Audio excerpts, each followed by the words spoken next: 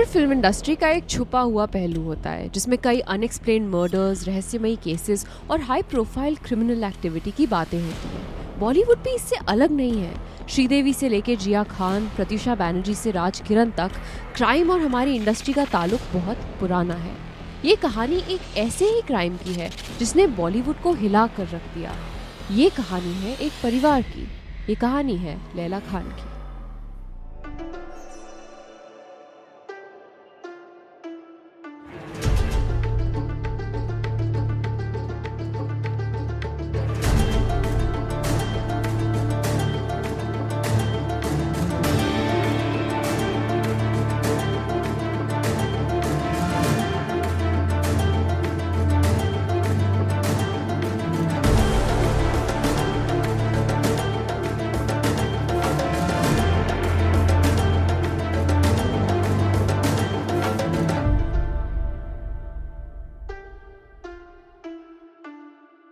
स्वागत है आप सबका देसी क्राइम पॉडकास्ट में। मैं हूं आपकी होस्ट ऐश्वर्या और आज के इस एपिसोड में मैं आपको लेके जा रही हूं साल 2012 में, जून 2012 में, जब जम्मू कश्मीर पुलिस परवेज इकबाल तक नाम के एक आदमी को इंटेरोगेट कर रही थी। परवेज एक लोकल फॉरेस्ट कॉन्ट्रैक्टर था जो 3 हफ्ते के ऑपरेशन के बाद JNK पुलिस के हाथ आया था। उसे इसीलिए अरेस्ट किया गया था क्योंकि पुलिस ने उसकी दुकान के बाहर एक मित्सुबिशी आउटलैंडर गाड़ी देखी थी और ये वही गाड़ी थी जो 2011 दिल्ली हाईकोर्ट बॉम्बिंग्स में यूज की गई थी। ये गाड़ी परवेज की दुकान के बाहर थी क्योंकि ये उसकी बीवी शैलीना खान की गाड़ी थी और शैलीना के नाम पे रजिस्टर्ड थी। लेकिन शैलीना पिछले 1 साल से लापता थी। उसका कोई अता पता नहीं था। सिर्फ शैलीना ही नहीं बल्कि उसकी छोटी बेटी लैला खान, उसके जुड़वा बच्चे इमरान और ज़ारा, उसकी बड़ी बेटी हशमीना और उसकी भतीजी रेशमा भी पिछले 1 साल से गायब थे। कुछ बैकग्राउंड के लिए मैं आपको ये बता दूं कि परवेज शैलीना का तीसरा पति था। शैलीना के सारे बच्चे उसके पहले पति से थे। लेकिन शैलीना एक ऐसी औरत थी जो शायद एक नेशनल टेरर अटैक में शामिल थी। इसीलिए पुलिस के लिए ज़रूरी था कि उसे ढूंढा जाए। पुलिस ने परवेज को अरेस्ट किया और जब उसका इंटेरोगेशन हुआ, परवेज ने बताया कि उसे पता है शैलीना खान और लैला खान कहाँ हैं। तक ने कहा कि लैला के पति ने अपनी बीवी और उसके परिवार को मुंबई के पास एक जंगल एरिया ले जाकर फरवरी में जान से मार डाला। ये बोला JNK पुलिस ऑफिसर ने। लेकिन फिर परवेज अपने स्टेटमेंट से मुकर गया। उसने पहले कहा कि परिवार दुबई में है, फिर कहा कि वो किसी अफ्रीकन देश गए हुए हैं और फिर वापस कहा कि उसे कोई आइडिया नहीं है कि उसका परिवार कहाँ है। आखिरकार परवेज को मुंबई भेज दिया गया जहां उसकी इंटेरोगेशन उसकी बीवी शैलीना और उसके परिवार के डिसअपीयरेंस के लिए शुरू हुई। उस मुंबई इंटेरोगेशन के दौरान पुलिस के सामने परवेज ने एक खौफनाक मास मर्डर की कहानी सुनाई। उसकी कहानी इतनी भयानक और दर्दनाक थी कि मुंबई पुलिस को भी उस पर विश्वास नहीं हुआ। ये कहानी क्या थी और परवेज का परिवार कहाँ था? परवेज की कहानी समझने के लिए हमें वापस जाना पड़ेगा उस वक्त जब शैलीना का जन्म हुआ 1961 में। मुंबई के एक छोटे से मिडिल क्लास मुस्लिम परिवार में जन्मी शैलीना अपने पिता को बॉलीवुड में एक्टर बनने का सपना देखते हुए बड़ी हुई। लेकिन जैसे कई और लोग इस इंडस्ट्री में अपनी किस्मत आजमाते हैं, उनका भी सपना पूरा नहीं हो सका। इंडिया टुडे के एक आर्टिकल के अनुसार उनका एक लौता यादगार रोल 1964 में चेतन आनंद की फिल्म हकीकत में एक मरने वाले सिपाही का था। अपने पिता की इतनी सफलता ना होने के बावजूद शैलीना को प्यार से पाला गया। लेकिन ये मिडिल क्लास जिंदगी शैलीना के सपनों से बहुत कम थी। वो बहुत हाईफाई थी, हम तो सिंपल हैं, लेकिन वो हम सबसे सुंदर थी। ये उसकी बहन अल्बना का कहना है जो मुंबई के एक छोटे से इलाके में रहती हैं। अपने सपनों को हकीकत में बदलने के लिए और अपनी पहचान बनाने के लिए शैलीना एक दिन घर से भाग गई नादिर शाह पटेल नाम के एक आदमी के साथ, जब वो 20 साल की भी नहीं थी। शैलीना ने नादिर से शादी करी और दोनों के 4 बच्चे हुए। उनकी सबसे बड़ी बेटी हशमीना, छोटी बेटी लैला और जुड़वा बच्चे इमरान और ज़ारा। नादिर अपने परिवार से बहुत प्यार करते थे और शैलीना से शादी करना उनके सपनों के सच आने जैसा था। लेकिन 10 साल की शादी के बाद उनका रिश्ता टूट गया और शैलीना ने दूसरी शादी की आसिफ शेख नाम के एक आदमी से। आसिफ शेख से शादी के बाद शैलीना अपने सभी बच्चों के साथ मुंबई के ओशीवारा में एक नए फ्लैट में शिफ्ट हो गई।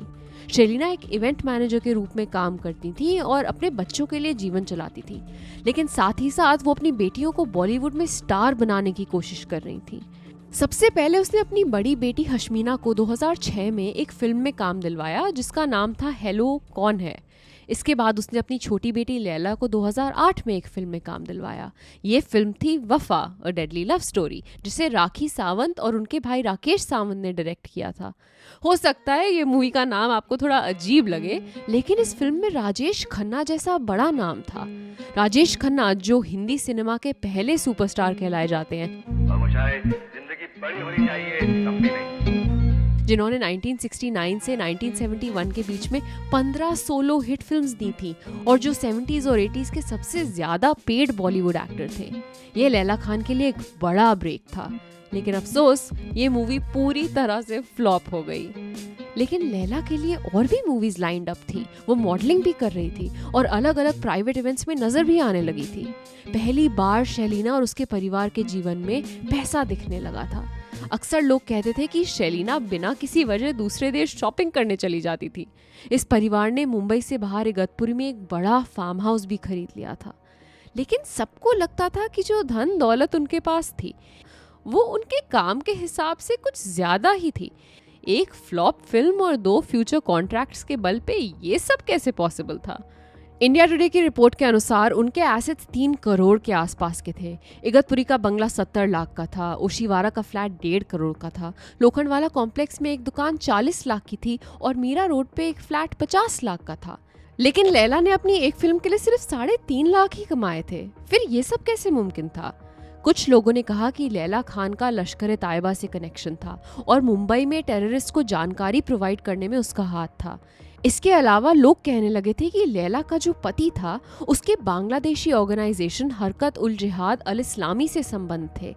राकेश सावंत को भी लगता था कि लैला कुछ गलत लोगों के साथ शामिल थी। एक बार लैला ने सावंत को अपने बंगले पे बुलाया था जहां उसके घर में कुछ अरब आदमी बैठे थे जो राकेश सावंत की फिल्म में 20 करोड़ इन्वेस्ट करने की बात कर रहे थे। अब ये अरब आदमी बस रेगुलर इन्वेस्टर थे या उनका टेररिज्म से कनेक्शन था, ये कोई नहीं जानता। ये सब सिर्फ स्पेक्यूलेशन है, इस पर कोई ऑफिशियल रिपोर्ट नहीं है। लेकिन शैलीना की कार का दिल्ली हाईकोर्ट बॉम्ब ब्लास्ट से कनेक्शन होना एक स्ट्रॉन्ग क्लू था। ये पैसा कहाँ से आ रहा था ये नहीं पता, लेकिन परिवार उसका पूरा फायदा उठा रहा था।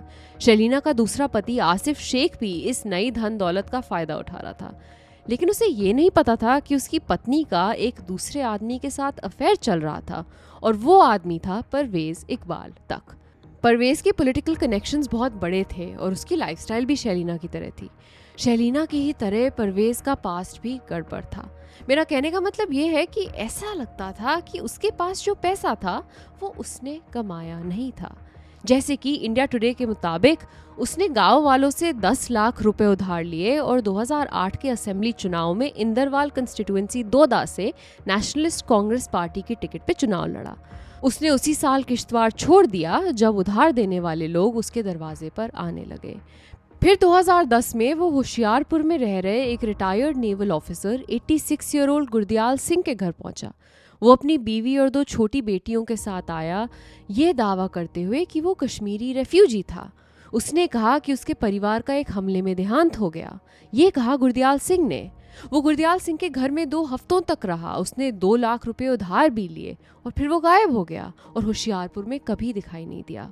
जैसे जैसे वक्त बीता परवेज और शैलीना करीब आ गए। शैलीना ने अपने दूसरे पति आसिफ शेख से तलाक ले लिया और परवेज से दिसंबर 2010 में शादी कर ली।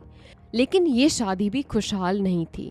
2 साल के बाद 2012 में परवेज मुंबई पुलिस के सामने बैठा था अपनी बेगुनाही की बातें करते हुए, लेकिन पुलिस को लग रहा था कि कुछ गड़बड़ है। लैला के पिता शैलीना के पहले पति नादिर शाह पिछले 1 साल में कई बार पुलिस के पास आ गए थे, ये कहते हुए कि उनकी एक्स बीवी और बच्चे लापता हैं और कोई जवाब नहीं दे रहे हैं।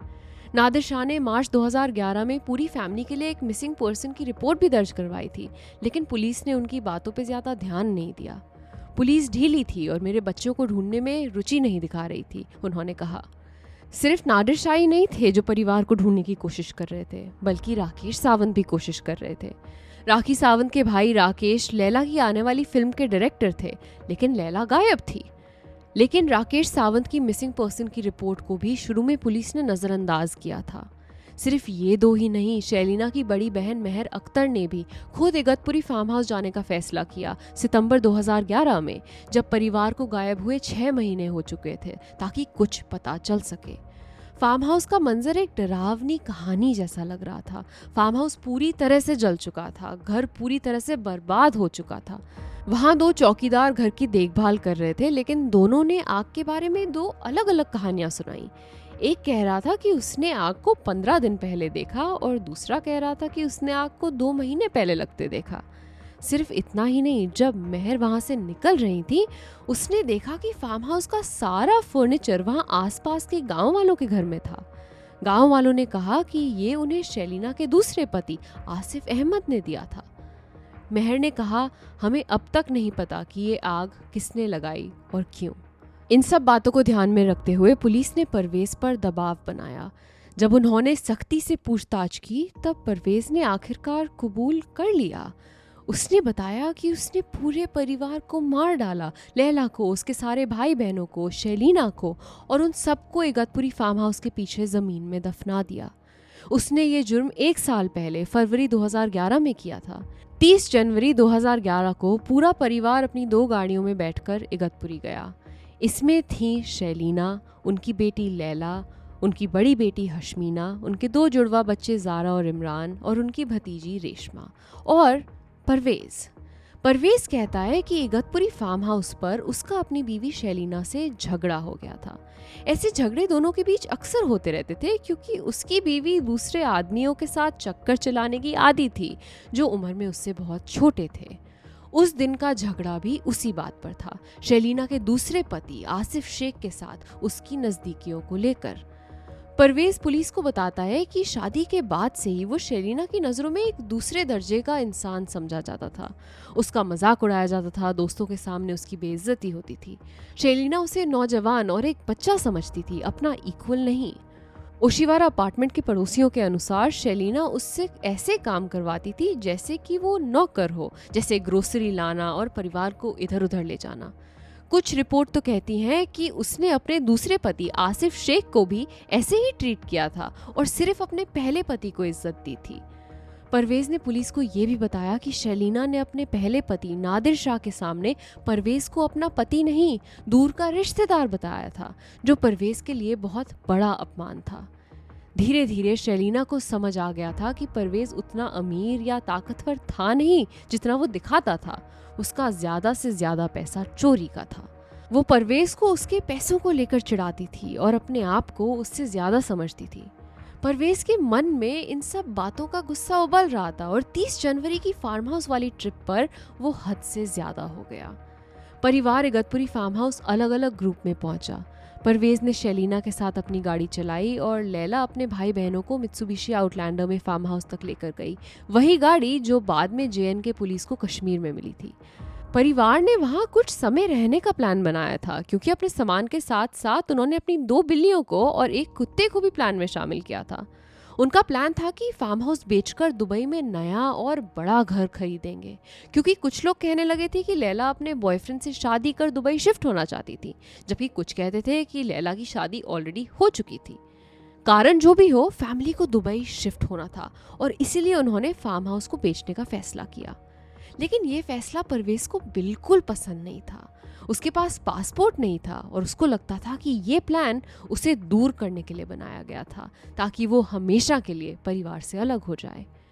कुछ दिन बाद 9 फरवरी 2011 को शैलीना ने अपनी बहन अल्बना से बात करी फार्म हाउस से, लेकिन उसने कहा कि वो चंडीगढ़ में थी परवेज के साथ। शैलीना ने इस कॉल में बाकी परिवार का जिक्र नहीं किया, जो बहुत अजीब बात है। चंडीगढ़ और इगतपुरी इतनी दूर है कि वहां पहुंचना एक दिन का काम नहीं है। ये हो सकता है कि वो ट्रिप के बीच में चंडीगढ़ किसी काम के लिए गए हों और बाद में इगतपुरी वापस आए हों, लेकिन ये कॉल पूरे परिवार की आखिरी कॉल थी और उसके बाद किसी भी सदस्य ने किसी और को फोन नहीं किया। तो ये चंडीगढ़ की कहानी झूठ लगती है, मगर शैलीना ने अपनी बहन को झूठ क्यों बोला, ये हमें नहीं पता। 9 फरवरी की रात को, जिस दिन शैलीना ने अपनी बहन से चंडीगढ़ का झूठ बोला, पूरे परिवार ने एक बारबेक्यू पार्टी रखी। मौसम अच्छा था, परिवार एक साथ था और सबको लग रहा था कि सब ठीक है। लेकिन उसी रात परवेज और शेलिना के बीच एक बहुत बड़ी लड़ाई शुरू हुई। शेलिना ने कहा कि उसने अपनी प्रॉपर्टी का हक अपने दूसरे पति आसिफ शेख को दे दिया है, जो परवेज के लिए एक बड़ा झटका था। शेलिना की बेवफाई परवेज के लिए हद पार कर चुकी थी। गुस्से में परवेज ने बिना कुछ सोचे समझे फार्म हाउस के लिविंग रूम में रखी लोहे की रॉड उठाई और तेजी से शेलिना की ओर आया। उसने शेलिना को उस रॉड से सर पर मारा और फिर किचन में रखी हुई छुरी से बार बार वार किया। उस वक्त परिवार के सब लोग शेलिना की चीखें सुन नीचे आए और गवाह बन गए, मगर नीचे आना उनकी जिंदगी की सबसे बड़ी गलती होने वाली थी। परवेज ने अपने नए कश्मीरी चौकीदार शाकिर हुसैन को बुलाकर मदद मांगी और दोनों ने मिलकर एक एक कर शेलिना के पूरे परिवार को बेरहमी से मार डाला। जब परवेज ने शाकिर हुसैन को मदद के लिए बुलाया तो शाकिर ने बेझिझक हत्या में हिस्सा लिया। दोनों ने मिलकर पहले लोहे की रॉड से सब पर वार किया और सबको बेहोश किया और फिर छुरी से बार बार वार कर कर उनका कत्ल कर दिया। सबसे पहले शेलिना को मारा, उसके बाद इमरान को और आखिरी में लैला खान को। इन सब के सर पर गहरे घाव मिलने से ये साबित हुआ कि इन्हें कितनी नफरत और ताकत से मारा गया था। अब तक पुलिस को परवेज की बात पर पूरा भरोसा नहीं था, क्योंकि उसने अपनी कहानी इतनी बार बदली थी। इसीलिए पुलिस ने उसे अपनी गाड़ी में बिठाया और फार्म हाउस की तरफ गए, देखने कि वहाँ वाकई 6 लाशें मिलेंगी या नहीं। जब पुलिस आखिरकार परिवार के जले हुए बंगले में पहुंची, परवेज पुलिस को आंगन के एक गड्ढे की तरफ लेकर गया। पुलिस के साथ आए मजदूरों ने मिट्टी खोदना शुरू किया और धीरे धीरे एक के बाद एक लाशें बाहर निकलने लगी। Himanshu Roy, joint commissioner of police Mumbai, ने कहा 3 लाशें एक 12 फीट लंबाई, 8 फीट चौड़ाई और लगभग 6 फीट गहरे गड्ढे के नीचे डाली गई थीं। पहले गड्ढे को गद्दे और तकियों से ढका गया, फिर पत्थरों से, फिर 3 और लाशें वहीं डाली गईं, जिन्हें फिर से वैसे ही ढका गया। आखिर में गड्ढे को मिट्टी से ढका गया। पत्थर इसीलिए रखे गए थे ताकि जंगली जानवर लाश तक ना पहुंचे। गड्ढे में एक आदमी और 5 औरतों की लाशें थीं, जिनका डीएनए लैला के असली पिता नादिर शाह पटेल के डीएनए से मिलाया गया, जो ये साबित करता है कि ये खान परिवार ही था। जून 2021 तक ये केस पेंडिंग था, जिसमें 41 गवाहों ने बयान दिए। आसिफ शेख, जो शेलिना का दूसरा पति था, 5वां गवाह था जिसे पेश किया गया और उसने परिवार के बारे में कुछ हैरान करने वाले सच कोर्ट में रखे। उसने कहा कि परवेज चाहता था कि परिवार की सारी लड़कियों को दुबई के प्रोस्टिट्यूशन मार्केट में भेजकर पैसा कमाया जाए। अजमीना, जारा और रेशमा मुझसे कहती थी कि परवेज हमेशा उन्हें दुबई जाने के लिए कहता था, पैसे कमाने, लेकिन लड़कियां तैयार नहीं थीं। तक उन्हें परेशान करता था और धमकाया करता था। कोर्ट केस में इतने सालों की देरी के बाद मई 2024 में एक बड़ा ब्रेक आया। मुंबई सेशंस कोर्ट ने परवेज तक को दोषी ठहराया लैला खान के कत्ल का और उसके परिवार के कत्ल का, जो 12 साल पहले गायब हो गए थे। मुंबई की एक बॉलीवुड एक्ट्रेस लैला खान और उसकी माँ और उसकी 3 बहनें और एक भाई, इन ऑल 6 लोगों का मर्डर एक कश्मीरी युवक परवेज टाक ने, ये लैला खान का जो इगतपुरी में फार्म हाउस था, वहाँ बेरहमी से उनका कत्ल किया था।